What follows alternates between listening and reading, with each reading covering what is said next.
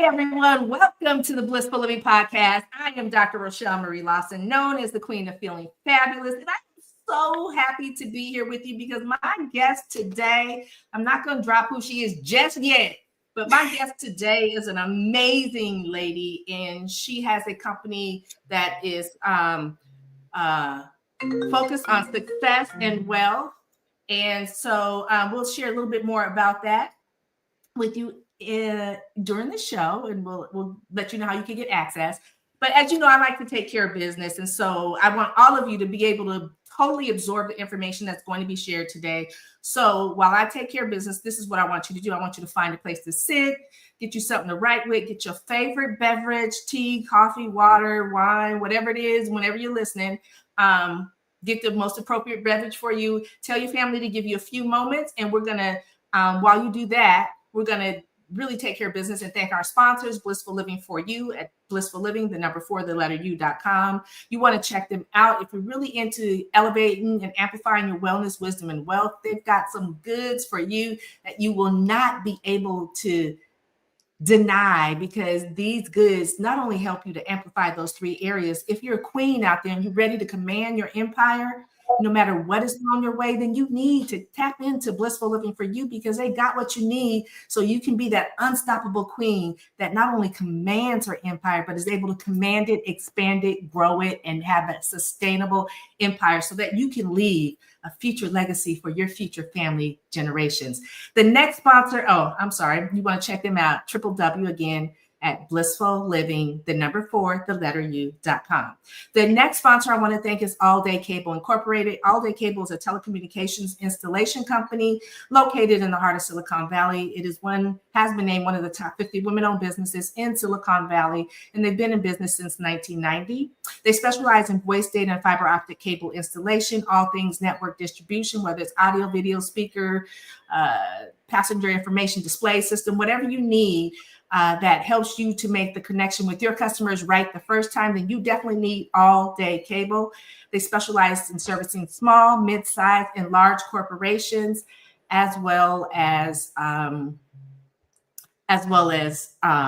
residential projects and all of that. So again, if you're looking for a telecommunications installation contractor that has been there, done that, and is still doing it, you want to check out All Day Cable Inc. at alldaycableinc.com. So now you've had some time to get yourself together, find a place to sit, and really absorb this information, because Dr. Janee is a wife, a mom, mentor, pharmacist, another medical professional, speaker, and coach whose passion is to help women profit from their purpose and overcome mindsets that prevent profit, progress, and prosperity. Oh, we dropping it to you today. We're covering the aspects of wellness, wisdom, and wealth. And if I'm going to be all over the place and be outrageous, because, hey, I can. It's my show.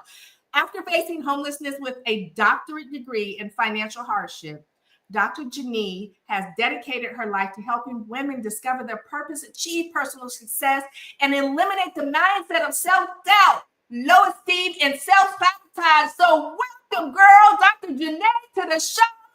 I don't even have my crown on today, y'all, because I'm so excited to bring this lady on. But welcome, girl. How are you doing? I am amazing, right? It's so funny when you listen to somebody else talk about you, like, it's amazing. So that was amazing. Thank you, Dr. Rochelle, for having me. Hello, everybody. You are very welcome. It's a pleasure to have, great minds think alike. As we say in our world, game recognized game, girl. So let's get in with the goods, because I want you to drop some dimes and some nuggets on these folks, because we ain't playing today. Our topic today is 3 keys to overcome fear and catapult to faith in life and business. And so my first question for you is, why do you believe that most women do not pursue their purpose or idea? Well, I'll be honest. And these are things that I have heard and things that I have done. So one of the things that I have heard women say as to why they haven't taken action, everybody has these ideas. And I believe the way that God created us, He made us creators. So it is no let's say it is no thought that we get ideas. So one of the things that I've heard people say, women say, is that they don't have all of the answers, right? Have you heard of perfection syndrome? How many of us have heard of that? We want it all to be perfect. We want to have all of the answers.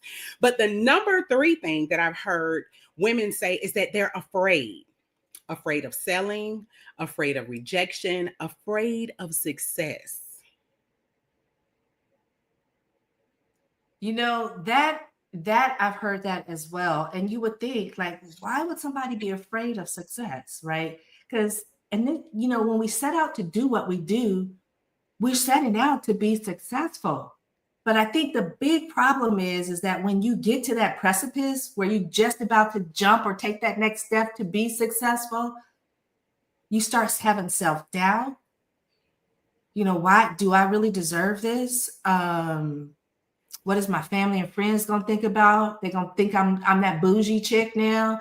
Big And one. what do you share with the women that feel this way to help them overcome getting over themselves? Because we really get in our own way when it comes to that precipice of being successful. What do you share, and how do you educate them about the importance of getting over themselves with regards to that?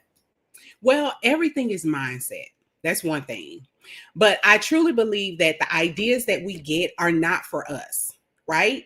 So we have to understand, I call myself and my clients solutionists, right? We people out there have a problem that need to be solved, and we possess the solution. So the number one thing that we have to understand that it's not about us, but it's about those that we have been called to serve. So we do people a huge disservice by not sharing with them the idea and especially the solution that we have to their problem. We have to disconnect from the voices, the ideas. And here's the thing, Dr. Rochelle, that I understand.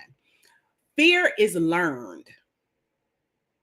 Fear is learned. How do I know? Think about it. For those of you all who are parents out there, your niece, your nephew, your child get up on, let's say, a counter, because I have sons, right? They get up on counters and the first thing they want to do is jump. Or they're walking and they fall and they don't cry, but they look up at you and they see the look of shock and what? Fear on your face. So what happens? It causes them to become aware that I should be afraid. So as a result, they start crying and panicking. So we learn fear. Fear is something that is taught by our parents, by society, by experiences. So fear is something that we learn. But guess what? You can unlearn it. That's the exciting part. I love it. I love it. You know, you said some powerful stuff there because you brought into mind a lot of things, and particularly during this time of year where women are put in a fearful spot. They may be in an abusive relationship. And you'd be like, girl, why don't you just get up and leave that man or leave that relationship? Come on now, you know, ain't you tired of, you know, going through all this and all this drama, getting you behind whooped and all of that? And the number one thing that comes up is fear. What if, not so much if he or she or whoever's going to come after them, but what if I don't survive? How am I going to pay for my bills? How am I going to take care of my kids, even though they may be doing that already on their own? But you know what I mean? How am I? Yes. And so the fear comes up, you know, what's going to happen if I leave? My life might get better, but I might have to struggle for a minute. And so you're right. Fear is learned. And you gave a great example because I can remember look, I was that kid that me and my brother, we getting up on the counter and jumping off. See who jumped the furthest. And then one time I jumped off the counter and instead I landed on my feet, but then my big head went forward. I hit my head on the ground. Big goose egg. My mama came in and she was like, girl, what you do? What y'all been doing? We couldn't say to stand on the counter because then, you know, the fear of getting our behind one because you know you're supposed to be on the counter, right? But again, it's a learned behavior. And I share that story just to make people laugh, but it happened for real. And so my next question for you with regards to our conversation is, why do most people, or most women, men, people, why do we let fear stop us? Why do we let it stop us? Well, this is all my opinion and experience and observation because it's easy. We got to think majority of the times fear comes in because of something that we've never done before and that we're uncomfortable with. So anything that is uncomfortable and something that is the first, regardless of what it is something that causes us to majority of people to back because majority of us are not taught to embrace something that's new. And a lot of us are not taught that the thing that we must do, right, requires us to take a step into an environment that we've never had before. People tell us to be successful, but majority of people are not taught what success looks like. So here's the thing. It's easier for me to just take a step back and say, no, I don't want to do this. This uncomfortable. I don't like the way that this feels, right? So instead of doing that, I'll just take a step back. It's easy. But it takes a whole nother way of thinking to say, you know what, instead of thinking of it this way, let me shift into understanding that anytime you dare to do anything, you do it so many times, it becomes something that's second nature. Think about brushing your teeth, right? When you're small, like when when you're first getting your teeth, 1 or 2 years old, we have a 4-year-old. It is the Dickens trying to get them to do it. It is something that they don't like to do. But the more that they do it, just like if you're in entrepreneurship, the more that you share, not just sell, but the more you share your idea, the more comfortable it becomes and the more confident you become. I love what you were sharing. You dropping some real game that people can utilize in your life. We got somebody, Corey. Go, Dr. Janine. Love it. I said, put your questions. If you have any questions, y'all watching us, put your questions in the chat so that I can ask her, while we got her, because this is a very important topic. And we are uncomfortable. And when you do something for the first time, you're uncomfortable. Mm-hmm. I like the analogy with the toothbrushing because I was the kid. I'm the only granddaughter in my generation of kids. So it was me and the boys all the time. My aunt would take us to the dentist. All the boys had no cavities. I would have 8, 9 cavities, right? So my fear was I brushed my teeth, but dang, am I brushing them good enough? Because the next time I go to the dentist, he's gonna have to and so it was funny. So I would really work hard to make sure I brushed my teeth. I still would have cavities, but they started decreasing. But my whole fear was if I brush my teeth good, then I don't have to be so fearful about going to the dentist. And that's anything that we're uncomfortable with. Mm-hmm. When you first started learning how to drive your car, you making sure you're checking everything, and you're scared to drive out. You're scared to drive over the speed limit, right? Now you get in your car, you don't think about nothing. You get in your car, you start it up, you back it up, you go, you drive over the speed limit when you have to, if it's necessary, if you can get away with it, Mm-hmm. you know what I'm saying? And so yeah. I think the more we do and step into our uncomfortability zone is what I'm hearing, the easier it becomes to tackle that fear that we might have within us. And I'm really loving this. Now, when it comes to entrepreneurship, what separates successful people from unsuccessful people? Oh, I'm so glad that you asked that question. Everybody wants success. We all agree. Everybody in the comments, everybody who's live watching, we all want to be successful. And success looks very different for everybody, right? I'm sure if Dr. Rochelle and I interviewed each other about what success looks like for both of us, it will look pretty different because all of us are different.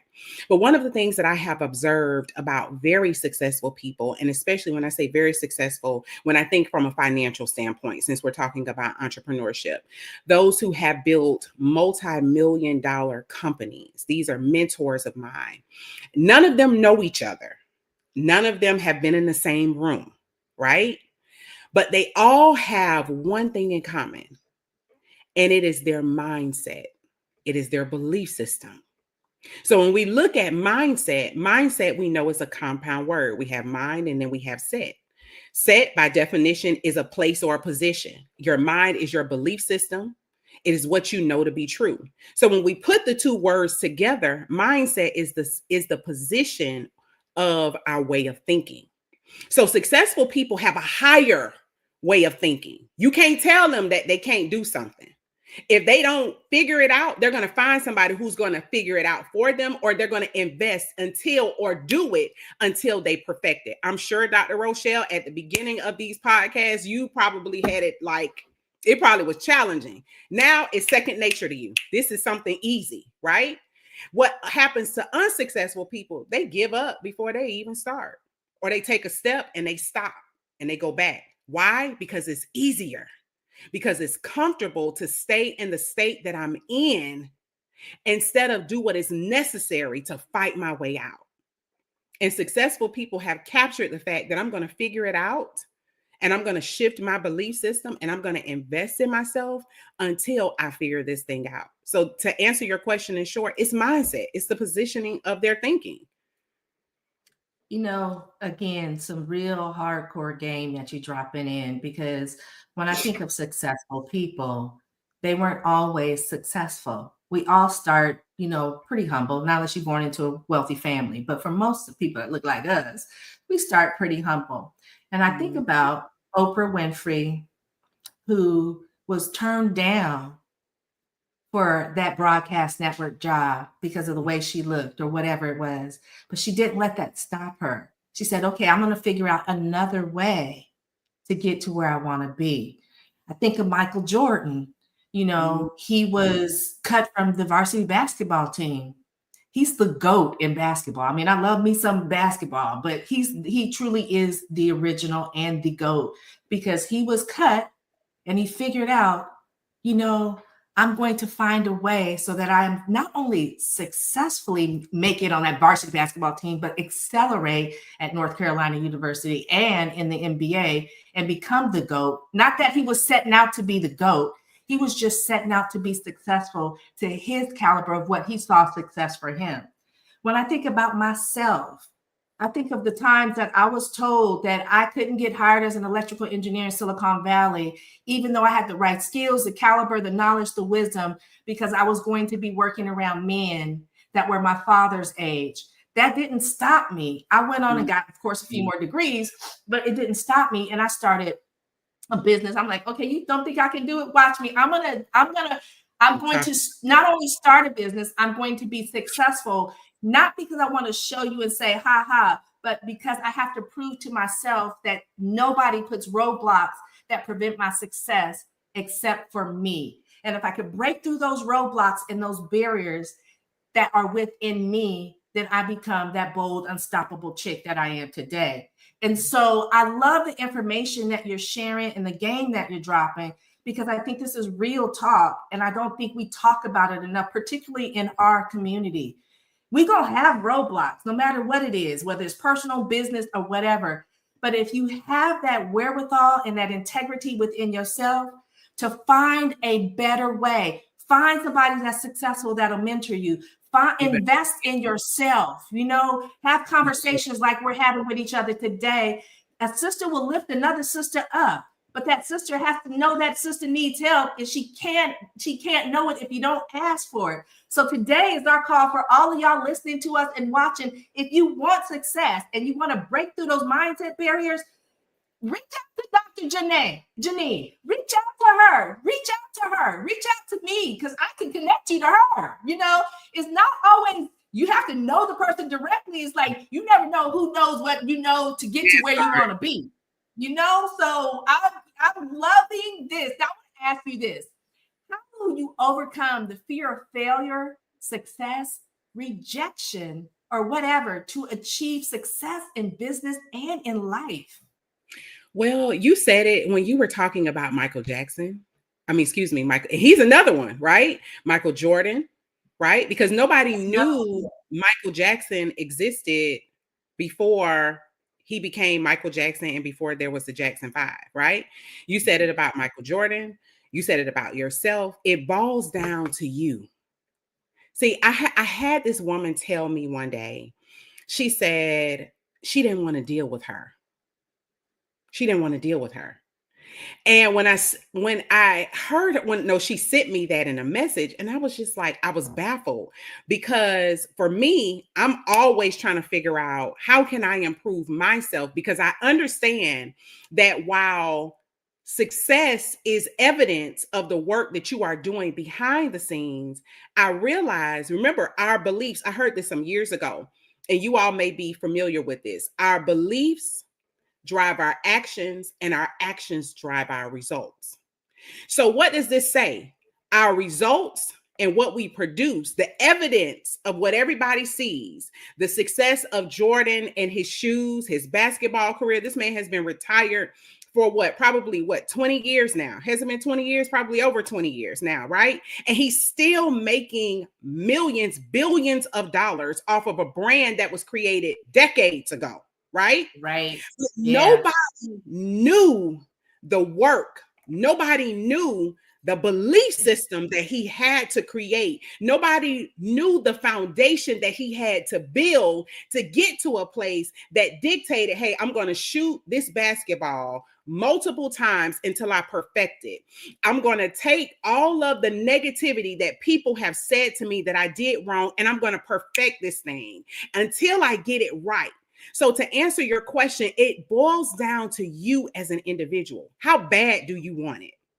How bad? You got to be relentless about working so hard on yourself that you perfect the things that are not right. And let me make a correction to that because I don't want people to feel like they have to be perfect.